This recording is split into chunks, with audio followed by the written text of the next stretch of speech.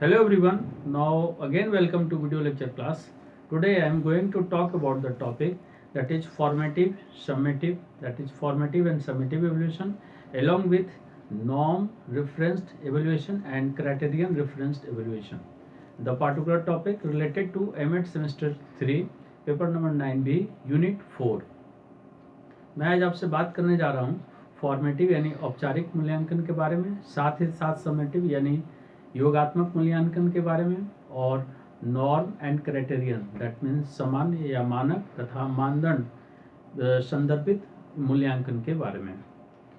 अगर एक एक करके मैं बात करूं तो फॉर्मेटिव इवैल्यूएशन अर्थात एक ऐसा process that means the process where evaluation takes place on the basis of the randomly, that means हम कह सकते हैं कि अचानक या बिना पूर्व प्लान के अगर कोई मूल्यांकन हो तो उसको हम लोग फॉर्मेटिव यानी हम कह सकते हैं कि टीचर मेड टेस्ट होता है, वह सबसे अच्छा एग्जाम्पल हम मान सकते हैं।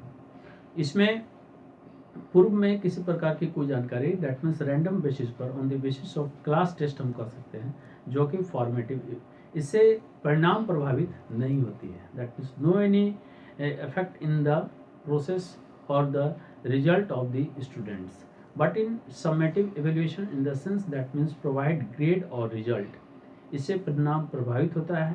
छात्रों को बीच में हो सकता है कि इसमें स्लाइटली स्ट्रेस हो, दबाव हो, बट हम ये ओवरऑल कह सकते हैं कि ओवरऑल असेसमेंट में summative that means play a significant role. But if you have to remedial, कैसे अपनी समस्याओं का समाधान करें, दूर करें, that means quality improvement, formative assessment is the best one example. Now norm and criterion in the sense that means मानक आधारित, और दूसरा क्राइटेरियन यानी मानदंड आधारित, ये दोनों भी महत्वपूर्ण हैं और व्यक्ति विशेष या शिक्षक जिसमें कि कार्य करते हैं उसके अनुसार अति महत्वपूर्ण है, and it is helpful for the development of the mode of evaluation. Overall ये हम कह सकते हैं कि जो पिछले क्लास में मैंने CCE किया था यानी कंटिन्यूअस एंड कम्प्रिहेंसिव इवेल्युएशन, सतत व्यापक मूल्यांकन के अंतर्गत ये जो 4 पैटर्न है इवेल्युएशन के CCE के लिए महत्वपूर्ण है, और चारों CCE को सिस्टमेटिक वे में लागू करने में भी मदद करते हैं। तो मैं अब आपको ये 4 इवेल्युएशन के बारे में विस्तार से बताने जा रहा हूँ। Now again welcome to 26 video lecture class MET semester 3 paper number 9B secondary and senior secondary education, higher secondary education. Now formative and summative evaluation, norm referenced and criterion referenced evaluation. First one is formative evaluation. Formative evaluation is used to monitor the learning progress of students during the period of instruction. Its main objective is to provide continuous feedback to the both teacher and student concerning learning successes and failures while instruction is in process. Now feedback to student provide reinforcement of successful learning and identifies the specific learning error that need correction.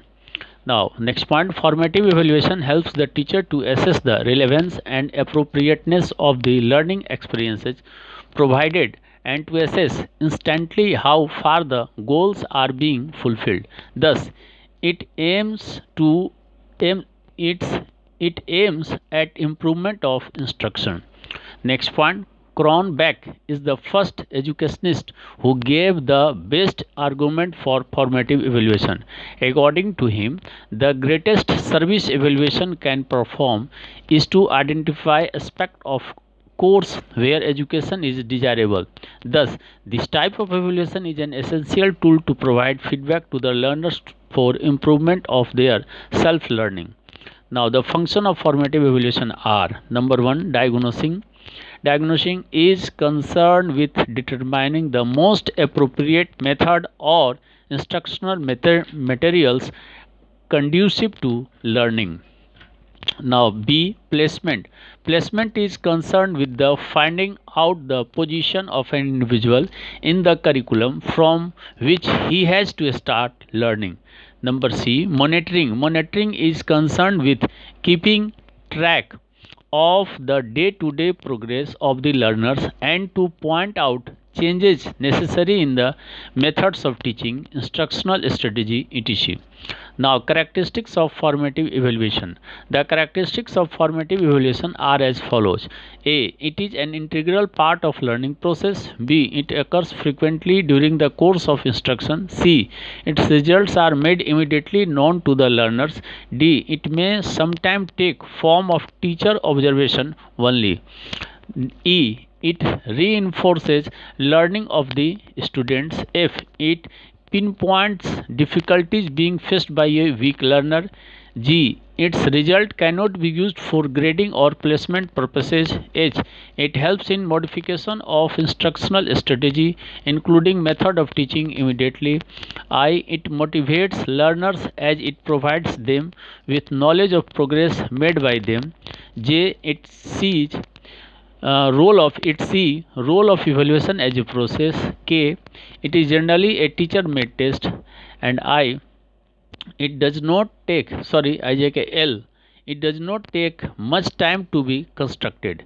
Examples: number 1, monthly test; number 2, class test; number 2, periodical assessment; number 4, teachers observation, etc. Now, second one is summative evaluation. Summative evaluation is done at the end of a course of instruction to know to what extent the objectives previously fixed have been accomplished. In other words, it is the evaluation of pupils' achievement at the end of a course. Next point, the main objective of summative evaluation is to assign grade to the pupils. It indicates the degree to which the student have mastered the course content. It helps to judge the appropriateness of instructional objective. Summative evaluation is generally the work of a standardized test. Next point, the approaches of summative evaluation imply some sort of final comparison of one time or criteria against another. It has the danger of making negative effects.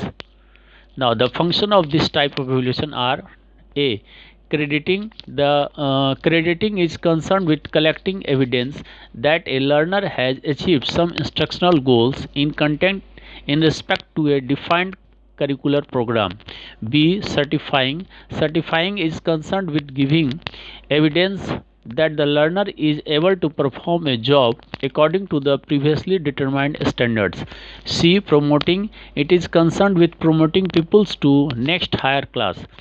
D. Selecting. Selecting the pupils for different courses after completion of a particular course structure. Now, characteristics of summative evaluation. A. It is terminal in nature as it comes at the end of a course of instruction. B. It is judgmental in character in the sense that it judges the achievement of pupils. C. It views evaluation as a product because its chief concern is to point out the level of attainment. D. It cannot be based on teachers' observations only. E. It does not pinpoint difficulties faced by the learner. F. Its result can be used for placement or grading purposes. G. It reinforces reinforces learning of the students who has learned an area. And last, it may or may not motivate a learner. Sometimes it may have negative effect. Examples: traditional school and university examination, teacher made test, standardized test, practical and oral test, and rating scale, etc. Now, norm referenced and criterion referenced evaluation. In this two mode of evaluation, two alternative approaches to educational testing that must be thoroughly understood are norm reference testing and criterion reference testing. Although there are similarities between these two approaches to testing, there are also fundamental differences between norm and criterion reference testing. There have been disputation about the relative virtue of norm and criterion referenced measurement for a long time. However, a fundamental fact is recognized by most of concerned people that norm referenced and criterion referenced testing are complementary approaches. Now, number one, criterion referenced evaluation. When the evaluation is concerned with the performance of the individual in terms of what he can do or the behavior he can demonstrate, is termed as criterion referenced evaluation. In the sense, that means criteria is the most important. In this evaluation, there is a reference to a criterion. Second point, but there is no reference to the performance of other individual in the group. In it, we refer an individual's performance to a predetermined criterion which is well defined. A criterion reference test is used to ascertain an individual's status with respect to defined achievement domain. Example, Raman got 93 marks in a test of mathematics. A typist typed 60 words per minute. Amit's score in a reading test is 70. In the above example, there is no reference to the performance of other member of the group. Thus, criterion referenced evaluation determines an individual status with reference to well-defined criterion behavior. Next point, it is an attempt to interpret test results in terms of clearly defined learning outcomes which serves as referent, that means criteria. Success of criterion reference test lies in the delineation of all the defined level of achievement which are usually specified in terms of behaviorally stated instructional objectives. The purpose of criterion referenced evaluation test is to assess the objectives. It is the objective based test. The objectives are assessed in terms of behavioral changes among the students. Glaser 1963 first used this term criterion reference test to describe the learner achievement on a performance continuum. Now, norm reference evaluation, in the sense that means based on norm. Norm reference evaluation is the traditional class based assignment of numerals to the attribute being measured. It means that measurement act relate to some norm, group or typical performance. It is an attempt to interpret the test result in terms of the performance of a certain group. This group is a norm group because it serves as a referent of norm for making judgment. Test scores are neither interpreted in terms of an individual nor in terms of a standard of performance or a predetermined acceptable level of achievement called the criterion behavior or criterion referenced. The measurement is made in terms of a class or any other norm group. Now, next point, a norm reference test is used to ascertain an individual's status with respect to performance of other individual on that test.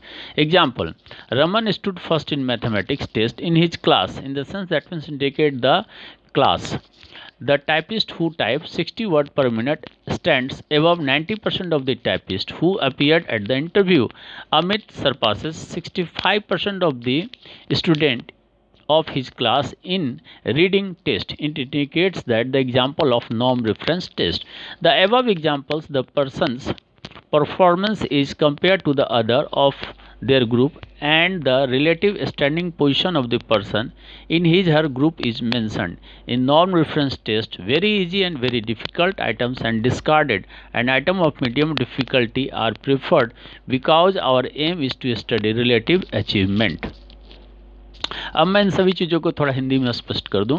औपचारिक और योगात्मक मूल्यांकन, साथ ही साथ सामान्य संदर्भित और मानदंड संदर्भित मूल्यांकन। सबसे पहले सर्वप्रथम औपचारिक मूल्यांकन। अनुदेशात्मक अवधि के दौरान छात्रों की सीखने की प्रगति की निगरानी के लिए औपचारिक मूल्यांकन का उपयोग किया जाता है। इसका मुख्य उद्देश्य शिक्षक और छात्र दोनों को सीखने की सफलता और सफलताओं से संबंधित निरंतर प्रतिक्रिया प्रदान करना है, जबकि निर्देश प्रक्रिया में है। छात्रों की प्रतिक्रिया सफल शिक्षण का सुदृढ़ीकरण प्रदान करती है और विशेष शिक्षण त्रुटियों की पहचान करती है जिनमें सुधार की आवश्यकता होती है। औपचारिक मूल्यांकन शिक्षक को प्रदान किए गए सीखने के अनुभवों की प्रासंगिकता और उपयुक्तता का आकलन करने और लक्ष्यों को पूरा किए जाने के बारे में तुरंत आकलन करने में मदद करता है। क्रोनबैक पहले शिक्षाविद हैं जिन्होंने फॉर्मेटिव अर्थात औपचारिक मूल्यांकन के लिए सर्वश्रेष्ठ तर्क दिया। उनके अनुसार सबसे बड़ी सेवा का मूल्यांकन उस पाठ्यक्रम के पहलुओं की पहचान करना है जहां शिक्षा वांछनीय है। इस प्रकार मूल्यांकन शिक्षार्थियों के उनके आत्म शिक्षण में सुधार के लिए और शिक्षकों को उनके शिक्षण के तरीके, शिक्षण सामग्री की प्रकृति आदि के सुधार के लिए प्रतिक्रिया प्रदान करने के लिए एक आवश्यक उपकरण है। औपचारिक मूल्यांकन के कार्य। नंबर 1, निदान। निदान सबसे उपयुक्त विधि या शिक्षण के लिए अनुकूल सामग्री का निर्धारण करने से संबंधित है। स्थानन। स्थानन का संबंध पाठ्यक्रम में एक व्यक्ति की स्थिति का पता लगाने से है जिससे उसे सीखना शुरू करना है। निगरानी। निगरानी का संबंध शिक्षार्थियों की दिन प्रतिदिन की प्रगति पर नजर रखने और शिक्षण के तरीकों, आवश्यक निर्देशात्मक रणनीतियों इत्यादि में आवश्यक परिवर्तनों को इंगित करने से है, यानी उसकी पहचान करने से है। औपचारिक मूल्यांकन की विशेषताएं। औपचारिक मूल्यांकन विशेषताएं इस प्रकार हैं। नंबर 1, यह सीखने की प्रक्रिया का एक अभिन्न अंग है।